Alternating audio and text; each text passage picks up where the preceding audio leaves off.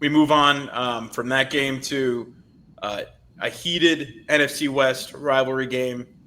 49ers traveling to Lumen Field to face the Seahawks. This game's obviously always smash mouth, intense game, divisional game. So you have to think it's going to be close. New quarterback in Seattle, a lot of questions, but one thing I won't question is how good that defensive front is, and how good that defense overall is in Seattle, and how it's going to improve under Mike McDonald this year. I do like Seattle in this game at home with their defense, with their running game. I like what they're able to do with Charbonnet and Kenneth Walker. I think they just have a very solid all around team, and I think they have a offense that complements their defense very well. And the defense is going to be the strength of this team. I like the DeMarcus Lawrence signing. And yeah, I mean, I think there's still a lot of questions about the 49ers, right? With the way they fell off last season, some of the injuries they had, but you move on from Debo Samuel, Ricky Pearsall takes on a bigger role in this offense. And I'm going to have to believe it when I see it from the 49ers this season. And Sam Darnold, everyone's talking like it's just all Kevin O'Connell, but he put up Pro Bowl level numbers last year, 4,000 plus yards, 30 plus touchdowns. Just had a career year, kind of catapulted himself into that Baker Mayfield, Geno Smith career renaissance conversation. And now, there's a lot to be excited about. If you're a Seahawks fan, I think they do win this game at home, leaning on their defense. And the 49ers still have some kinks to work out on the offensive side of the ball. But I do like Robert Saleh being brought back as the 49ers defensive coordinator. I think he brings that identity that they're looking for again, and is just going to be able to call a very good defense. So I'm not discrediting that, but I think my pick of the Seahawks is more about my belief in what they're going to be able to do than the 49ers, at least early on in this season. I think the Seahawks defense is going to be the determining factor in this game. Christian, what are your thoughts on it to start out? Yeah, I agree. I think the biggest question mark for the 49ers going into this season is how they were going to replace their left guard, Aaron Banks. They didn't necessarily do that, or they're trying to do it internally, I guess. We'll see how that holds up. I think the interior defensive line of Seattle is going to really exploit that.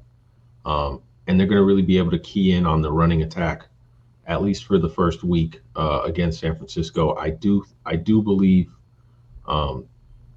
at full strength, San Francisco will be pretty good this year. I think they can get to 10 wins pretty easy, and they can win this division pretty easily.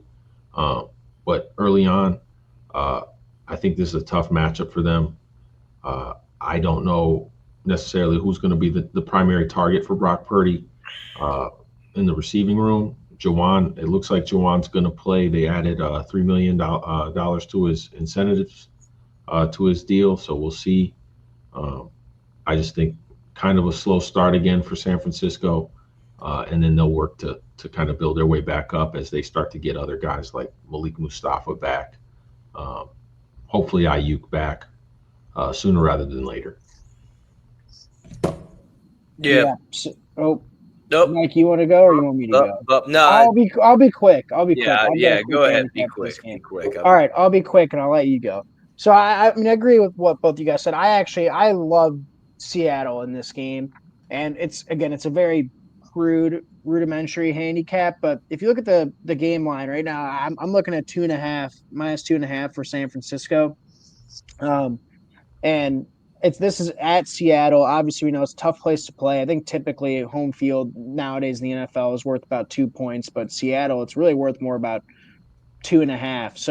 So you're telling me that the San Francisco 49ers on a neutral field are about 4.5, 5 points better than Seattle? Not in its current state. I don't believe that. Give me Seattle plus the points. And in fact, I agree with you guys to win this game outright, because I don't think that San Francisco, with, like you mentioned, Christian, their receiving room, it's banged up. I guess Ricky Pearsall is your de facto one right now. Juwan Jennings back, but hasn't practiced a whole lot. Yeah, and I love what Seattle's done on the defensive end. So give me Seattle plus the points. Not sure why the market is baking in a that San Fran is 4 points better, 4.5 points better on neutral field. I think that's wrong. It's probably more like 2 points. I think this line should be more like a pick 'em, and it's not. So give me Seattle. Yeah, I liked Seattle's defense last year under Mike McDonald and Arden Doughty. Reek Wilton didn't play in the first matchup that these two teams played in. Sam Darnold obviously shakes up the quarterback room for Seattle. He's reuniting with Clint Kubiak, though, where you saw, he was with him with the 49ers in 2023, didn't do much, but the guy was able to coax some of the best football we've seen out of Derek Carr. I really like Seattle. I think they have a dominant tandem in Kenneth Walker and Zach Charbonnet behind a very good offensive line that I think is not talked about enough going into this game. A lot of pre-snap motion with, I think a wide receiver room that has a lot of athletes, but maybe not a dominant wide receiver one. Obviously, there is Jackson Smith and Jigma that's there. And, if you look at it, Kubiak is familiar with Robert Saleh. He's familiar with, what he has had in the past, not having or having Fred Warner and Nick Bosa. No, I like Seattle here, and I actually like Seattle over 20.5 points as their team total as my best bet for this game. Now, I think it will be a relatively high-scoring game. I mean, if you look at the offensive side of the ball for San Francisco, but I think there's going to be points where Seattle's going to be able to exploit the defensive side of the ball for San Francisco. I like the over here.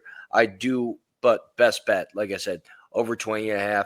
Sam Darnold over 1.5 touchdowns. Book it.